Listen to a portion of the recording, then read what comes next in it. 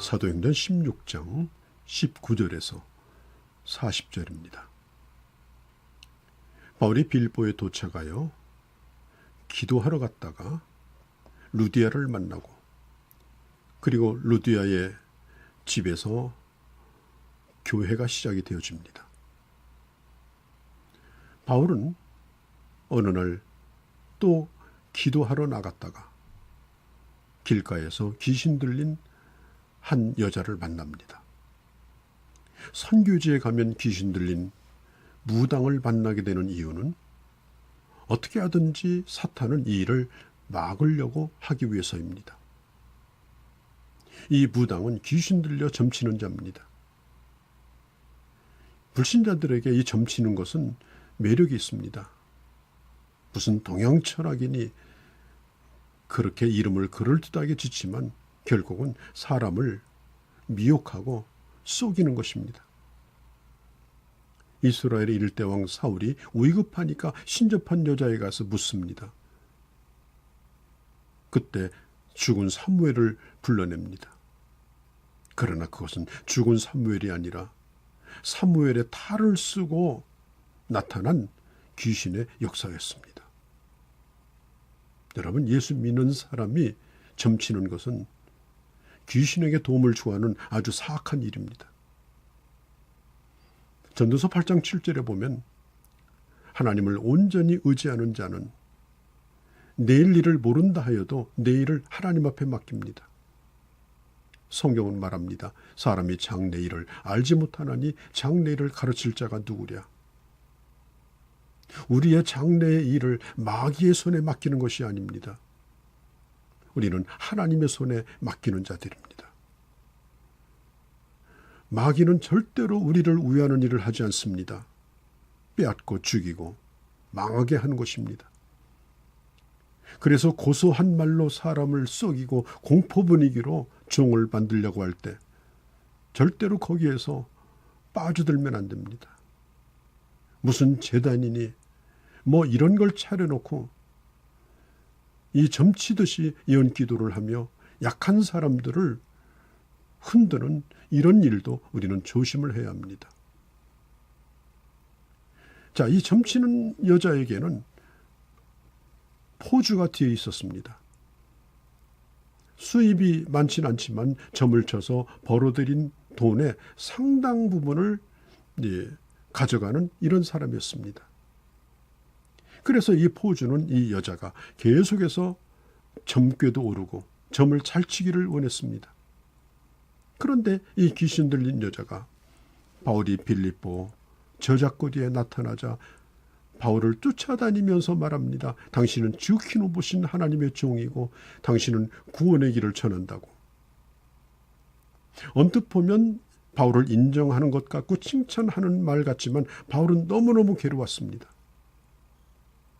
귀신 들린 자로부터 자기가 지금 증거되고 있다는 걸 생각할 때 바울은 받아들일 수가 없었습니다. 예수님도 40일 동안 금식하신 때에 그때 마귀가 와서 당신이 하나님의 아들이라면 돌로 떡을 만들어 먹어보라.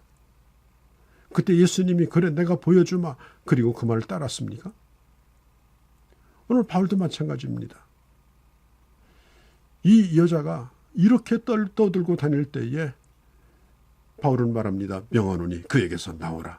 귀신을 향하여 명합니다. 귀신이 떠나가다 이 여자가 점괘가 오르지 않습니다. 돈벌이가 안 됩니다. 그러자 이 사람들이 바울을 미풍양속을 해치는 악한 이런 것을 전한다라고 고소를 하게 되어집니다. 사실 사도 바울은 나쁜 풍속을 전한 것이 아닙니다. 이 복음은 문화의 문제가 아닙니다. 결국은 바울과 실라가 붙들려서 옷을 벗기우고 구타를 당하고 쇠고랑을 찬 채로 차가운 그 감옥에 내던져집니다. 하나님의 말씀에 순종하여 유럽으로 왔는데 이런 일을 겪은 겁니다. 그러나 이들은 그들이 빌립보에 들어온 것에 대하여 후회도 원망도 하지 않았습니다. 한밤중에 오히려 하나님을 찬양합니다. 자기의 결벽을 주장하거나 그리고 자기를 살려달라고 애원하지도 않았습니다. 여기서 이대로 끝날지라도 하나님 앞에 영광이라고 생각했습니다. 자, 매를 맞고 기절했다가 한밤중에 깨어나 보니까 차가운 감옥바닥입니다. 온몸은 쑤시고 자유롭지 못합니다. 그런데 자신들이 복음을 전하기 위해서 이런 고통을 받을 수 있는 그런 은혜를 주셨고 자격을 주셨다는 것에 대하여 얼마나 감사한지, 그들은 신음소리 대신에 욕을 하고 원망하고 한숨소리를 내는 대신에 그 감옥이 가득하도록 아름다운 이중창을 부르기 시작합니다. 그리고 그 찬양을 다른 죄수들이 듣기 시작합니다. 사랑하는 성도 여러분, 찬송 소리가 밖으로 흘러나올 정도로 해보신 적 있으십니까? 기도 소리가 밖으로 흘러나오실 정도로 해보신 일 있습니까? 모든 자들이 잠든 시간에 깊은 밤에 들려지는 그 찬양, 이것은 마치 아름다운 천상의 소리와 같이 아름다운 콘서트의 한 그런 이 장면처럼 사람들에게는 인상 깊은 그런 노래였습니다. 바울과 실라가 기도하고 찬송하고 있을 때, 그때 놀랍게도 큰 지진이 일어나고 옥토가 흔들리고 그리고 감옥문이 완전히 다 부서져 버리고 아주 혼란에 빠지게 되어집니다. 그런데 그때 당시는 이 간수들이 이 죄수를 탈옥하도록 그렇게 하면 그는 그 책임을 지고 그 죄수의 벌을 받아야 됩니다. 이 간수가 칼을 들어서 자결을 하려고 했던 것을 보면 이 바울과 실라는 결국 죽음에 해당되는 그런 죄인이었음을 알 수가 있습니다. 자결하라고 하자 바울이 큰 소리로 말립니다. 우리가 도망하지 않고 여기 있다. 28절에 우리가 도망하지 않고 여기 있다. 얼마든지 도망칠 수 있는 기회가 있었습니다. 어디든지 도망가서 숨어 들어가면 됩니다. 그러나 이 바울은 탈옥하려고 하는 의도보다는 그의 관심은 오직 예수 그리스도였습니다.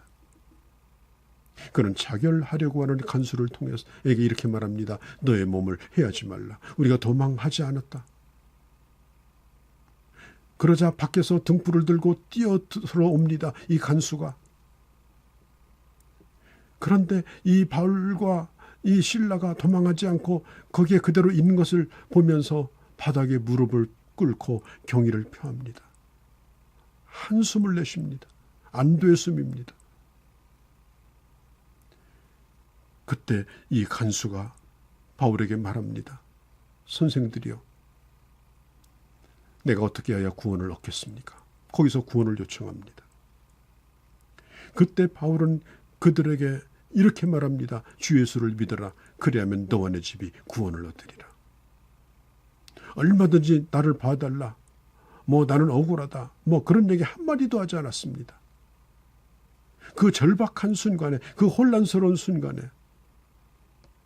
그때 바울은 복음을 전하는 걸 망각하지 않았습니다. 주 예수를 믿으라라고 말하고 있는 것입니다. 이 간수는 용감한 이 군인이었지만은 그 하나님의 능력 앞에서 여접시 무너지고, 그리고 그 하나님의 사람이 전하는 그 복음을 그는 경청하여 듣게 되어집니다. 여러분, 이 간수는 세속적으로는 로마 황제를 향해서 충성을 다하고 있는 사람입니다. 이제는 황제가 아니라 그리스도의 왕권을 인정하고 그의 주됨을 인정하고, 그리고 그의 강력한 권위 앞에 그는 무릎을 꿇고 예수를 왕으로 오직 그에게만 충성하리라고, 오직 그만 믿으리라고, 주 예수를 믿어라. 그러면 너와 내 집이 구원을 받으리라고 하는 이 메시지를 듣고 이 사람은 그대로 받아들입니다. 그리고 그날 이 바울을 통해서 가족들이 복음을 듣고 세례를 받습니다. 사랑하는 성도 여러분, 내가 예수를 믿으면 나의 가족이, 내 친척이, 내 회사가 이 구원받는 일이 일어나는 것이 이건 당연한 일입니다. 왜냐하면 이 복음은 생명이기 때문에 그렇습니다. 자, 오늘 이 바울은 간수에게 세례를 주었습니다. 바울과 간수가 만난 지 하루도 안 되는 이 짧은 시간에 이런 놀라운 기적이 나타난 것입니다. 적으로 만났습니다. 그런데 이제는 한 형제가 된 것입니다. 그리고 서로 음식을 나누며 크게 기뻐했습니다. 바로 이것이 교회입니다. 교회는 이렇게 되어지는 것입니다. 복음 있고 하나님의 살아계신 능력이 있으면 교회는 되어집니다. 하나님의 사람을 붙여주십니다. 부흥케 하십니다. 바울은 이제 그 어둠을 헤치고 밝은 빛 가운데 나와 빌보 교회를 세웠고 당당하게 이제 그곳을 떠날 수 있게 되어진 것입니다.